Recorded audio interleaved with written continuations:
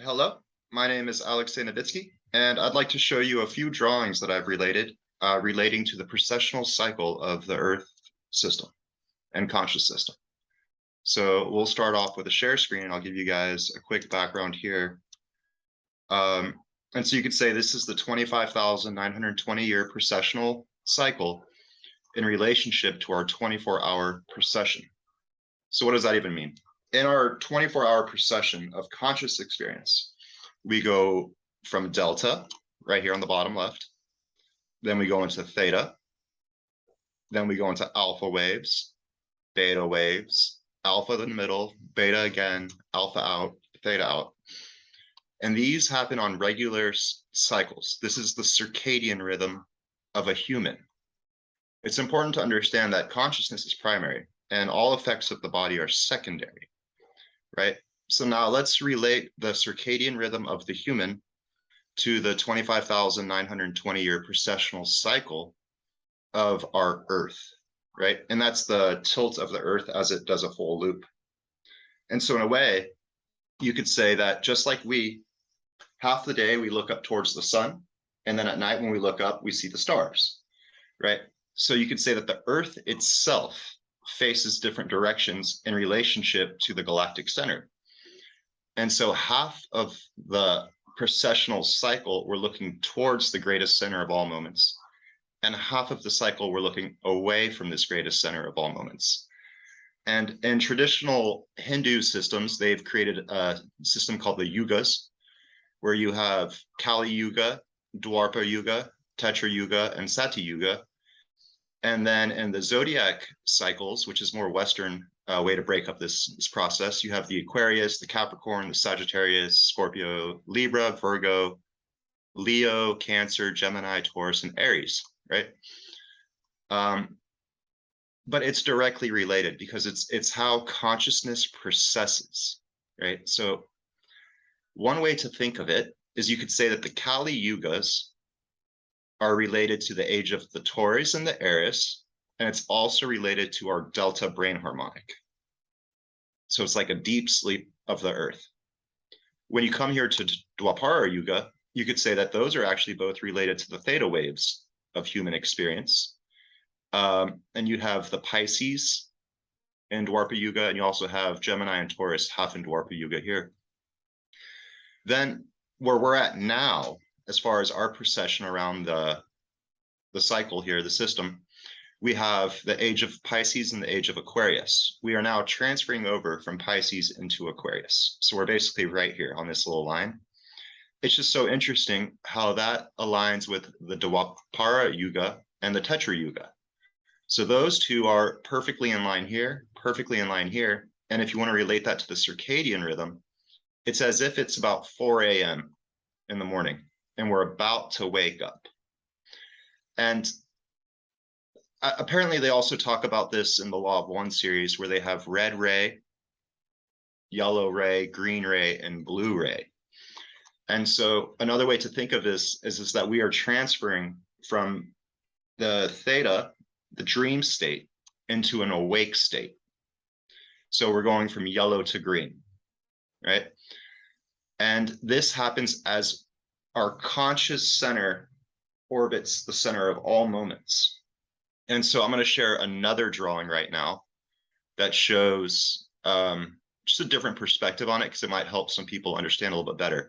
But what I wanted you guys to see right here in the beginning is that we have delta, theta, alpha, beta, alpha mid, because during midday you get a little groggy, but then you have beta again, alpha, theta. Here you've got the ages of the Zodiac, but then I think the Yuga system in yoga is actually more accurate, where you have the four, and you have Kali, Dwapara, Tetra, and Sati, and they're all different time scales. And what's interesting about these time scales too is they're basically factors of 432.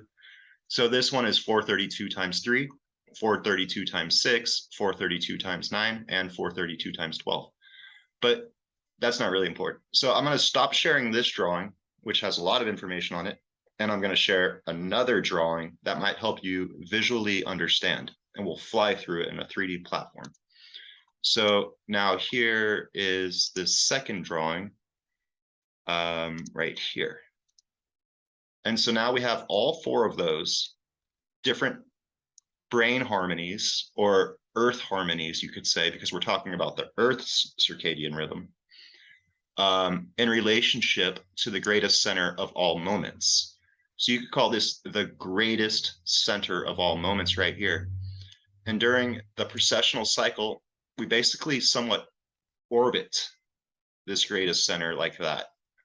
So we come out, tight loop, big loop. So we basically start out in a delta wave, right? So here you can see that when you're in delta wave, you're in the Kali Yuga, you're in the age of Taurus, Aries, Kali Yugas, and the delta wave.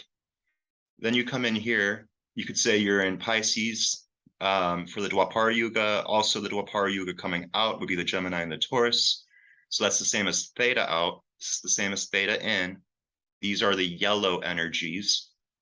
Here you have green energy systems, which are more dense. Each one of these is 1/4 the diameter. So for every one circle that fits here, 4 yellow circles fit across here. 4 green circles fit across here. We're entering this now. And then, 4 blue circles fit across for every green circle. And so as we orbit, though, it's not a perfect circle, just like any system at a certain distance. If we were doing a perfect circle around this greatest center, we would always be in either, one of these, but it's not a perfect circle. It's an ellipse. And we have a 25,920 year orbit. And that orbit is related to 5th dimensional spheres that are tidally locked. And I'm going to make another video that shows those 5th dimensional spheres and how they interact with each other. But for right now, you can just follow the mouse. And this is the orbit that our center of experience makes. So it starts off here in the delta, you could say Kali Yugas, and it comes inward. We shift into yellow ray. Then as we get at a specific distance, very, very specific moment, it's like night and day, we enter this green energy field, and then we also hit this blue energy field. But it's not one big oval that they show.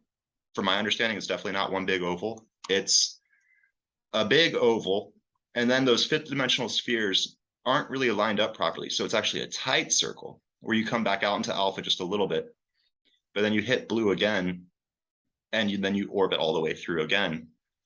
And so basically, as this process happens, you could say this is our journey through conscious experience, right? So we're starting off in the delta wave, the delta experience of human creation, of earth creation. And then as we drift inward, we hit these different fields of energy. So it's like delta. Now we've hit this yellow field, which relates to the theta. And now this is where we are at right now, is this transition from yellow to green, right? So this is the jump that's basically happening within all of our experiences, all of our perceptions, because it relates to the coming of the age of Aquarius, or the entering into Tetra Yuga, or the transition from yellow to green. It's all the same thing. It's all the same 25,920 year precessional cycle. And just like how religions have their own ways of describing things, so do all the different, philosophies and whatnot. And so I find it, in modern day times, I think that the circadian rhythm is the easiest way to relate it. And so as we go from theta, which could be like a dream, we awaken into an alpha state of consciousness. And then in about, I'll have to look at how long we last in this alpha state, but basically after the alpha state, we continue to drift towards that central star, and we hit this beta state right here, right? Which is like our most advanced enlightenment. This is the moment in time when the Sphinx was built.